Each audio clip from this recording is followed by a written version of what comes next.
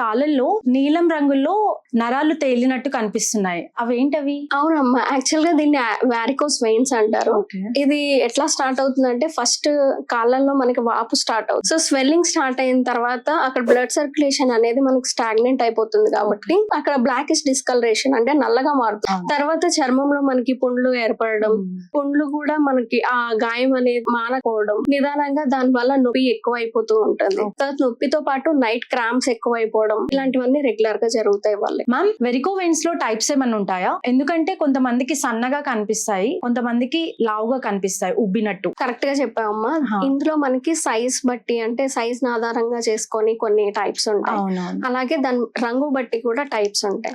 So colours లో deep blue veins అని ఉంటాయి. అవి చాలా మందికి కామన్ గా మనం చూస్తూ ఉంటాం. ఇందులో నొప్పి, వాపు ఖచ్చితంగా ఉంటాయి. అలాగే కొంచెం మంట కూడా తెలుస్తూ ఉంటుంది. ఇవి మోస్ట్లీ కామన్ గా ఉంటాయి. ఇవి మనకి లాంగ్ స్టాండింగ్ పీపుల్ లో ఎక్కువగా చూస్తాం. ఇంకొకటి డీప్ పర్పుల్ వెయిన్స్ అని ఉంటాయి. ఇవి సూపర్ఫిషియల్ వెయిన్స్ అంటే స్కిన్ కి కిందే భాగంలోనే ఉంటాయి, సూపర్ఫిషియల్ గా, డీప్ గా ఉండకుండా. సో ఇవి ప్రెగ్నెన్సీ కండిషన్స్ లో, ఒబెసిటీ కండిషన్స్, ఇంకా లాంగ్ స్టాండింగ్ పీపుల్ లో కూడా మనం చూస్తూ ఉంటాం. ఇంకొకటి రెడ్ వెయిన్స్. రెడ్ వెయిన్స్ అంటే లార్జ్ క్యాపిలరీ వెయిన్స్, అంటే మనకి సన్నగా వెయిన్స్ ఉంటాయి.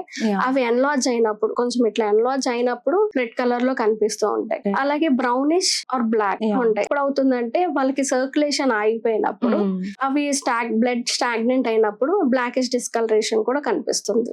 అండ్ ఇంకొకటి బ్లూ వెయిన్స్ లో గ్రీన్ వెయిన్స్ మనకి ఫెయిర్ గా ఉన్న వాళ్ళల్లో వాళ్ళకి మనకి గ్రీనిష్ గా కనిపిస్తూ ఉంటాయి. అవి ఎక్కువగా ఫెయిర్ పీపుల్ లో మనకి కనిపిస్తూ ఉంటాయి. ఇది కలర్ బట్టి. సైజ్ బట్టి మనకి ఇప్పుడు రెటిక్యులర్ వెయిన్స్ అని ఉంటాయి. రెటిక్యులర్ వెయిన్స్ అంటే మీడియం లో ఉంటాయి. Medium and moderate itching sensation, moderate pain ఉంటుంది.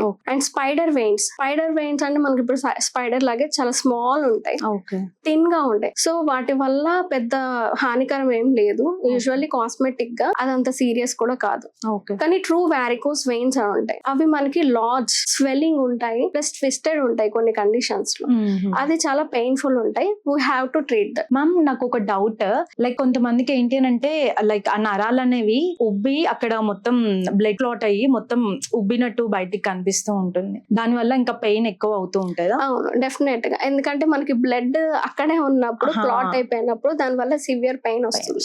యా మ్యామ్, చాలా మందికి తెలియక ఇదేంటో స్కిన్ ప్రాబ్లం అని అనుకుంటారు. ఇది ఎంతవరకు కరెక్ట్? చాలా మంది మిస్టేక్ ఇదే చేస్తారు. వాళ్ళు అదేదో స్కిన్ ప్రాబ్లం అనుకొని సర్జరీస్ కి వెళ్ళిపోతారు.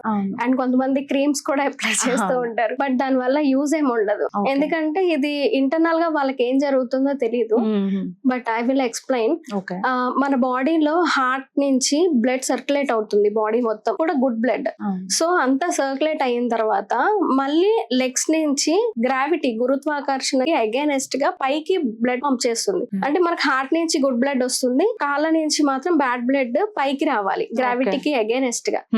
సో ఇది జనరల్ గా జరిగేది. సో కాకపోతే ఎక్కువ లాంగ్ స్టాండింగ్ పీపుల్ లో, ఒబెసిటీ పీపుల్ ఇలా ఎక్కువసేపు నించున్నప్పుడు ఆ రక్తనాళాల్లో వాల్స్ అనేది పాడవుతాయి. సో పాడైనప్పుడు ఈ ఆపోజిట్ సర్క్యులేషన్ అనేది సరిగ్గా జరగదు. సో జరగనప్పుడు వాల్స్ ఎప్పుడైతే ఫెయిల్ అవుతాయో బ్లడ్ సర్క్యులేషన్ అవ్వక బ్యాడ్ బ్లడ్ అంతా అక్కడే స్టాగ్నెంట్ అయిపోతుంది. సో ద్వారా వాళ్ళకి అక్కడ స్వెల్లింగ్ ఉంటుంది, వాపు ఉండడము, నైట్ క్రాంప్స్, పెయిన్ రెగ్యులర్ గా చెప్తూ ఉంటారు. ఈ సమస్య ఎవరికి ఎక్కువ వస్తుంది మ్యామ్? ఇంతకు నేను ఆల్రెడీ చెప్పాను, ఒబెసిటీ పీపుల్, లాంగ్ స్టాండింగ్, లేదంటే ప్రెగ్నెన్సీలో వాళ్ళు ఎక్కువ వెయిట్ క్యారీ చేస్తారు కాబట్టి సో రివర్స్ సర్క్యులేషన్ కూడా చాలా కష్టం అవుతుంది. అండ్ డ్రైవర్స్, టీచర్స్, వీళ్ళు ఎక్కువ సేపు డ్రైవింగ్ చేసినా సరే వాళ్ళు ఎక్కువ ప్రెషర్ ఉంటారు. టీచర్స్ లాంగ్ స్టాండింగ్ ఉంటారు, వాళ్ళల్లో కూడా ఎక్కువ ఉంటుంది.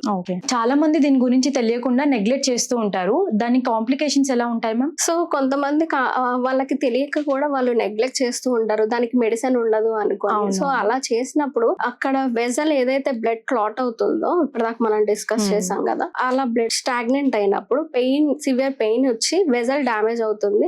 డ్యామేజ్ అయినప్పుడు బ్లీడింగ్ అవుతుంది. ఓకే. సో బ్లీడింగ్ అండ్ ఇంకోటి డీప్ వెయిన్ థ్రాంబోసిస్ అనే కండిషన్ ఏర్పడుతుంది. అది బ్లడ్ లో అంటే బ్లడ్ రూపంలో కూడా వస్తూ ఉంటుందా?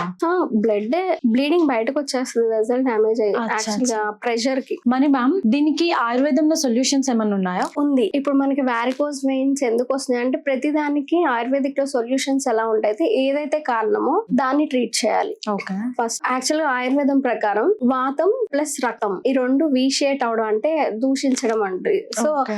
అవి వీషియేట్ అయినప్పుడు మాత్రం దాని వల్లే ఈ వారికోస్ వెయిన్స్ వస్తాయని ఉంటుంది. ఓకే. సో ఇక్కడ ఏంటంటే మనకి మెయిన్ బ్లడ్ స్టాగ్నెంట్ అవ్వడం, బ్లడ్ సర్క్యులేషన్ అవ్వకపోవడం జరుగుతుంది. సో దానికి ఏంటంటే ఆయుర్వేదిక్ లో మనకి కొన్ని హెర్బ్స్ ఉంటాయి, సహచర అని. సహచర అంటే ప్లాంట్ లోనే ఉంటుంది, మనకి బ్లడ్ సర్క్యులేషన్ ఇంప్రూవ్ చేస్తుంది. సో సహచర హెర్బ్ అన్నమాట. అది బిల్వ, మారేడాకు అంటారు. పునర్నవ వచ్చేసరికి వాపు తగ్గిస్తుంది, వెయిన్ స్వెల్లింగ్ అవుతుంది అనుకున్నాం కదా, అవును. సో వాపు కూడా తగ్గిస్తుంది. సో ఈ హెర్బ్స్ మనం తయారు చేసిన ఆయిల్స్ ఉంటాయి, ఓకే. ఆల్రెడీ ప్రిపేర్డ్ ఆయిల్స్ ఉంటాయి, సహచరాది తైల ఇలాగా. ఓకే. సో వీటితో అప్వర్డ్ మసాజ్ ఉండాలి. లెగ్స్ సపోజ్ ఇప్పుడు ఇక్కడి నుంచి ఇట్లా ఏంటంటే మనం అనుకున్నట్టు రివర్స్ బ్లడ్ సర్క్యులేషన్ గ్రావిటీకి అగైనెస్ట్ గా బ్లడ్ సర్క్యులేషన్ అవుతుంది కాబట్టి అది వాళ్ళకి చాలా రిలీఫ్ ఉంటుంది. అండ్ ఇంకొకటి పంచకర్మ ట్రీట్మెంట్స్ లో జలుకా చర్ణ అంటారు. జలుకా అంటే లీచెస్, జలగలు. Okay. సో ఎక్కడైతే మనకి బ్లడ్ స్టక్ అయ్యి స్టాగ్నెంట్ అయిందో అక్కడ ప్లేస్ చేస్తారు. లీచెస్ లో ఉన్న గుడ్ క్వాలిటీ ఏంటంటే బ్యాడ్ బ్లడ్ మాత్రమే సక్ చేస్తుంది, గుడ్ బ్లడ్ సక్ Okay. చేయదు. సో అక్కడ ప్లేస్ చేసిన బ్యాడ్ బ్లడ్ అంతా సక్ చేయడం వల్ల అక్కడ స్వెల్లింగ్ తగ్గుతుంది, స్వెల్లింగ్ తగ్గితే పెయిన్ తగ్గుతుంది, అలాగే బ్లాకిష్ డిస్కలరేషన్ నల్లగా ఎక్కడైతే మారిందో అవును. అది నార్మల్ స్కిన్ టోన్ లోకి వచ్చేస్తుంది. వాళ్ళకి పెయిన్ కూడా చాలా వరకు రిలీఫ్ అవుతుంది. మరి మ్యామ్ మాకు మంచి ఆయుర్వేద ప్రొడక్ట్ ఏమైనా సజెస్ట్ చేస్తారా? తప్పకుండా అండి. Yeah. బీ బెటర్ వారి ప్రొడక్ట్స్ లో వెయిన్ ఊర్జా అని ప్రోడక్ట్ ఉంటుంది. Oh. సో అందులో మనకి డిఫరెంట్ ఇంగ్రీడియంట్స్ ఉంటాయి, చాలా ఇంగ్రీడియంట్స్ ఉంటాయి. But let me explain one of that. ఇప్పుడు వెయిన్ ఊర్జాలో గొట్టుకోలా అని ఉంటుంది. గొట్టుకోలా అంటే మనకి వీనస్ సపోర్ట్ ఎక్కువ ఉంటుంది. బిల్వా, మారేడు, ఇందాక నేను ఆల్రెడీ చెప్పాను బిల్వా ఇంపార్టెంట్ అని. సో బిల్వా ఏంటంటే మనకి వెయిన్ హెల్త్ కి సపోర్ట్ చేస్తుంది. అంటే మనకి వెయిన్ హెల్తీగా స్ట్రెంగ్తీగా ఉంటే స్వెల్లింగ్స్, బ్లడ్ సర్క్యులేషన్ అంతా బాగుంటుంది. సో వెయిన్ హెల్త్ కి ఇది బాగా పనిచేస్తుంది. అలాగే పునర్నవ మీకు ఇందాక ఆల్రెడీ చెప్పాను, స్వెల్లింగ్ తగ్గుతుంది. అవును. స్వెల్లింగ్ తగ్గితే పెయిన్, డిస్కలరేషన్ ఆల్మోస్ట్ తగ్గిపోతుంది. సో ఇంకా అశ్వగంధ ఏంటంటే ఆక్సిజన్ రిలీజ్ చేస్తుంది అండ్ మజిల్ స్ట్రెస్ ని తగ్గిస్తుంది. మ్యామ్ ఈ ప్రొడక్ట్ ఎంతవరకు సేఫ్ అంటారు? ఈ ప్రొడక్ట్ 100% సేఫ్. ఎందుకంటే ఇందులో ఉన్న ఇంగ్రీడియంట్స్ అన్ని ప్లాంట్ ఇంగ్రీడియంట్స్ అండ్ ఇంకొకటి ఇది 150-year ఓల్డ్ ఫార్ములా. అంటే మనకి ఏదైతే యాన్షియంట్ టెక్స్ట్ బుక్స్ లో తైలపాక విధి అని ఉంటుంది. సో అది ఒక స్పెసిఫిక్ ప్రిపరేషన్ మెథడ్ ఉంటుంది. ప్రక్రియ ప్రకారం వీళ్ళు మెడిసిన్ తయారు చేశారు. సో 100% న్యాచురల్, సైడ్ ఎఫెక్ట్స్ ఉండవు. అండ్ ఇంకా ఈ ప్రొడక్ట్ 100% న్యాచురల్ అని చెప్పడానికి ఇది 150-year old formula plus plant ingredients మాత్రమే వాడారు, ఓల్డ్ మెథడ్ లో చేయబడింది అండ్ NABL అక్రెడిటెడ్ తో కూడా చేయబడింది కాబట్టి ఇది కంప్లీట్లీ సేఫ్. మ్యామ్ ఇది ఎలా వాడాలంటారు దీన్ని? సో దీన్ని after breakfast, dinner, morning 1 capsule, night 1 capsule, after food తీసుకోవాలి. అండ్ బెటర్ అబ్జార్ప్షన్ కోసం, బెటర్ రిజల్ట్స్ కోసం అట్లీస్ట్ 2 to 3 months వాడితే బెటర్. ఇది వాడేటప్పుడు ఏమైనా డైట్ ఏమైనా పాటించాలా?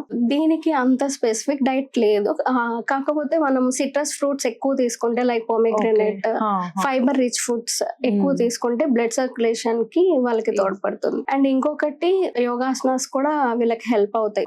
విపరీత కర్ణి యోగాసనాస్ లో బెస్ట్ ఆసన. అండ్ ఇంకోటి సర్వాంగాసనం కూడా బాగా హెల్ప్ఫుల్ అవుతుంది.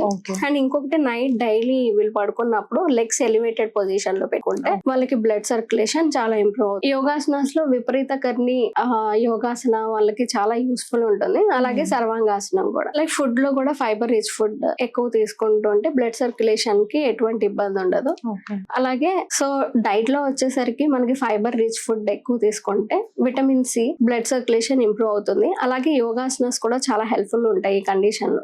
సర్వాంగాసన, విపరీత కర్ణి ఇట్లాంటివి. అలాగే నైట్ పడుకునేటప్పుడు వాళ్ళు పిల్లోస్ లెగ్స్ కింద పెట్టుకోవడం వల్ల ఎత్తుగా పెట్టుకుంటే వాళ్ళకి రక్త సరఫరా బాగుంటుంది. మ్యామ్ మరి ఇది ఎక్కడ దొరికిద్ది అంటారు? సో ఈ ప్రోడక్ట్ మీరు బీ బెటర్ వారి వెబ్సైట్ నుంచి కానీ, అమెజాన్ నుంచి కానీ, ఫ్లిప్కార్ట్ నుంచి కానీ ఆర్డర్ చేసుకోవచ్చు. లేదంటే స్క్రీన్ మీద స్క్రోల్ అవుతున్న నెంబర్ కి కాల్ చేసి వాళ్ళ టీమ్ తో మాట్లాడి మీరు డైరెక్ట్ గా ఇంటికే ఆర్డర్ పెట్టుకోవచ్చు.